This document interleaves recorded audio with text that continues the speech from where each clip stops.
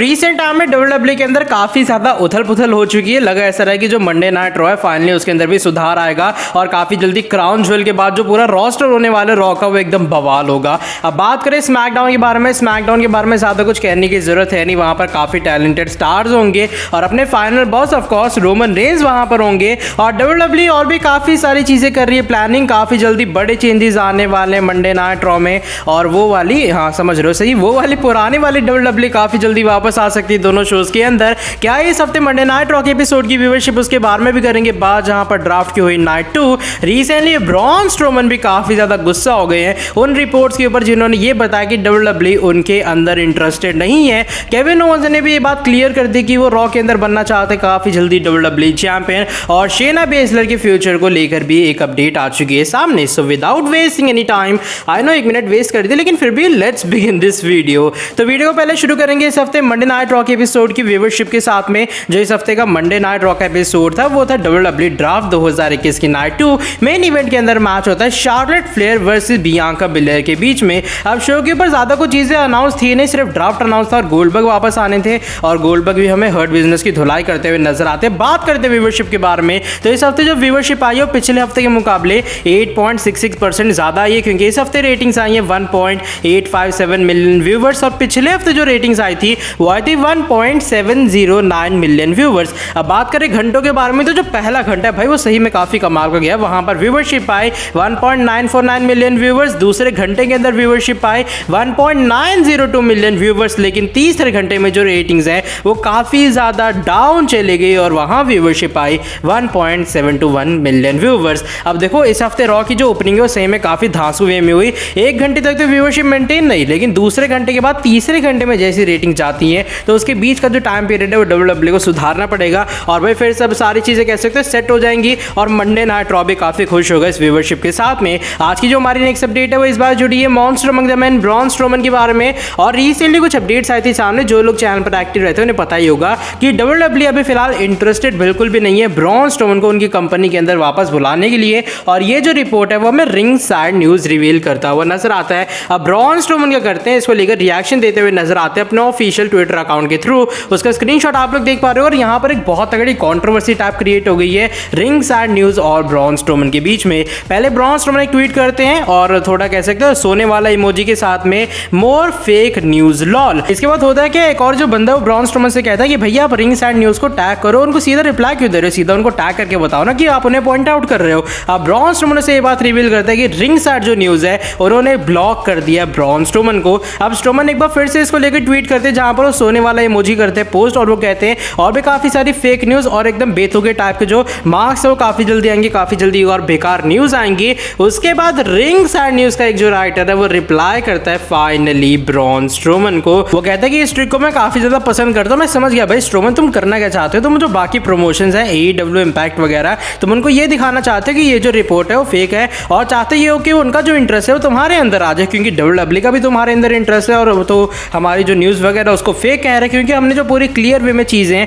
एकदम सामने ले आए। एक बार फिर से ब्रॉन स्ट्रोमन इसका रिप्लाई करते हैं और वो कहते हैं कि यहाँ पर गलत चीजें कहने के बारे में कह ही नहीं रहा हूँ, तुम एकदम बेकार सी चीजें देते हो, तुम एकदम बेकार न्यूज देते हो, तुम लगातार झूठ वगैरह बोलते हो, इसलिए मैं तुम्हें ब्लॉक वगैरह कर रहा हूँ। ये जो सारी जो अपने कह सकते हो झूठी कहानी इसको यहाँ से हटा दो क्योंकि रिंग साइड न्यूज तुम्हें एक बहुत ही बेकार चीज हो। अब इस तरीके से कंट्रोवर्सी टाइप थोड़ी बहुत क्रिएट हो गई ट्विटर के ऊपर ब्रॉन स्ट्रोमन और रिंग साइड न्यूज के बीच में। अब देखो ये रिपोर्ट झूठी है या फिर सच्ची है तो एक्चुअल में डब्ल्यूडब्ल्यूई के बैकस्टेज वाले एम्प्लॉय ही बता पाएंगे, लेकिन मेरे हिसाब से ब्रॉन स्ट्रोमन एक सुपरस्टार है, वो यहाँ पर एक प्रोफेशनल वे में थोड़ा काम करना चाहिए। इतना ज्यादा भड़कने की यहाँ पर जरूरत नहीं थी, इवन उन्हें इन चीजों को इग्नोर करना चाहिए। अगर उन्हें लगता है कि हाँ भैया प्रमोशंस का उनके अंदर इंटरेस्ट है, आगे से यहाँ पर भड़कना ऐसे नहीं चाहिए था, वरना भाई ट्विटर के ऊपर कंट्रोवर्सी जरूर क्रिएट होंगी और रिंग साइड न्यूज पे कंट्रोवर्सी क्रिएट होगी, ऑफ कोर्स उनकी पॉपुलैरिटी बढ़ेगी, इसलिए भाई वो तो कंट्रोवर्सी क्रिएट करना चाहेंगे, लेकिन आई गेस ब्रॉन स्ट्रोमन को इन चीजों का करना चाहिए टैकल। आज की जो हमारी नेक्स्ट अपडेट है वो जुड़ी है प्राइज फाइटर केविन ओवंस के बारे में। केविन ओवंस इस ईयर डब्ल्यूडब्ल्यूई ड्राफ्ट 2021 के अंदर अब आ चुके हैं मंडे नाइट रॉ के अंदर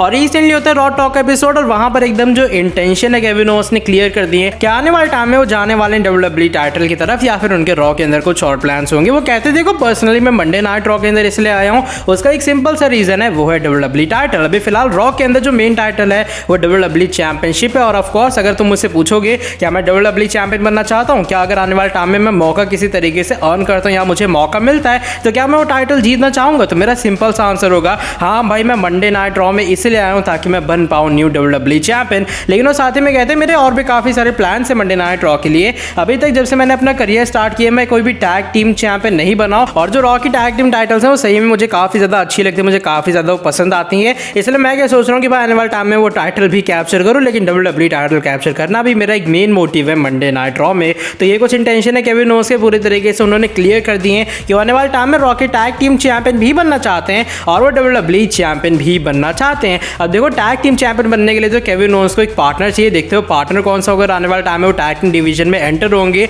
बाकी केविन ओवेंस अगर आने वाले टाइम में WWE चैंपियन बनते हैं तो ऑफ कोर्स एक अच्छा डिसीजन होने वाला मंडे नाइट रॉ के लिए। फैंस चाहते हैं उनके पास मेन टाइटल और Kevin Owens as WWE champion सुनने में काफी कूल चीज लगती है। एंड देखते हैं WWE कब तक अपने जो पूरे तरीके से प्लान्स है वो केविन ओवेंस के लिए हमें करती हुई नजर आती है मंडे नाइट रॉ में। आज की जो हमारी नेक्स्ट अपडेट है वो इस बार जुड़ी है क्वीन ऑफ स्पेस शेना बेजलर के बारे में। रिसेंट टाइम में फाइनली जो NXT वाली शेना बेजलर है वो आ चुकी है वापस और उन्हें ड्राफ्ट कर दिया गया स्मैकडाउन के अंदर। अब शेना बेजलर की जो डोमिनेशन है अभी फिलहाल वो अलग लेवल पर है और आगे से आने वाले मंडे नाइट रॉ के अंदर डू ड्रॉप और शेना बेजलर के बीच भी मैच हो सकता है, क्योंकि आए थे शेना बेजलर के सामने डू ड्रॉप। अब होता है कि रिसेंटली कुछ रिपोर्ट्स आ चुकी है सामने की WWE के पास शेना बेजलर को लेकर क्या प्लान है। जब उनकी एक बार फिर से डोमिनेशन वे में बुकिंग हो रही है तो माना जा रहा है WWE धीरे धीरे करके बिल्डअप कर रही है और एक बार फिर से वो स्टार पावर बना रही है शेना बेजलर को, उनको एक बड़ा स्टार बनाएगी वुमेन्स डिवीजन के अंदर। और फाइनली ये जो पूरा पुश वगैरह है उसका जो एंड है वो होने वाली टाइटल और सीधा जाके शेना बेजलर उस टाइटल को कैप्चर करेंगी।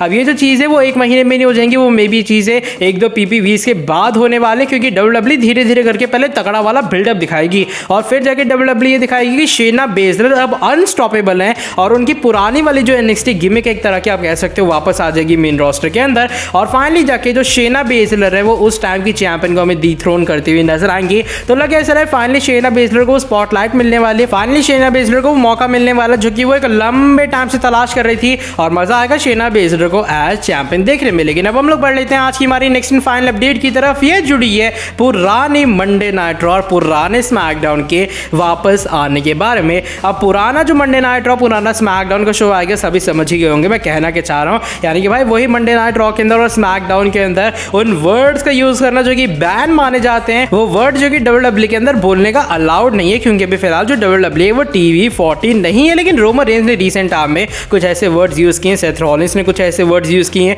आपको याद होगा रोमन रेंज जॉन सीना का प्रोमो मिशनरी पोजीशन वाली लाइन, वो तो भाई काफी ज्यादा फेमस टाइप से हो गई थी। रोमन रेंज का वो वाला जो प्रोमो है वो काफी ज्यादा बढ़ गया था। लोगों का कहना ये था कि रोमन के करियर का अभी तक का ये one of the best promo है। और रिसेंटली इसको लेकर कुछ अपडेट्स आई हैं सामने जो कि आई है रिंग साइड न्यूज़ की तरफ से। PW इनसाइडर सभी जो सोर्सेज हैं वो इस बात को हमें रिपोर्ट करते हुए नजर आते हैं और बताया जा रहा है कि जो NXT 2.0 होने वाला है फिलहाल जो ज़्यादा मेन फोकस है ऐसे गाली गलोच या फिर जो बैन वर्ड्स हैं उनका वो NXT 2.0 के अंदर आने वाला है। लेकिन हाँ धीरे धीरे करके जो उसका पूरा इन्फ्लुएंस टाइप है या फिर उसका जो इम्पैक्ट है आपको रॉ और स्मैकडाउन के शो में भी दिखाई देने वाला है और काफ़ी जल्दी WWE इन सारी चेंजेस को हमें इंप्लीमेंट करती हुई नजर आएगी जो कि डेफिनेटली उनकी रेटिंग्स को हमें बूस्ट करती हुई नजर आएंगी। अब देखो अगर मैं रेसलिंग की वाइज बात करूं तो यहाँ पर जो मेन AEW और WWE में डिफरेंस है वो रेसलिंग का बिल्कुल नहीं है। रेसलिंग की जो क्वालिटी है वो दोनों कंपनीज के अंदर मैं सेम कह सकता हूँ। काफ़ी कमाल के मैचेज हमने WWE में भी देखे और AEW में भी देखे हैं। लेकिन मेन रीज़न ये है कि जो AEW है वहाँ पर गाली गलोच और 18+ वाली चीज़ों का यूज़ होता है और WWE इन चीज़ों को यूज़ पहले अपने टाइम में किया करती थी। और अभी फिलहाल जो WWE है वो 18+ वाली चीज़ों को अवॉइड करने का ट्राई करती है या फिर जो वर्ड्स है उनको अवॉइड करने का ट्राई करती है।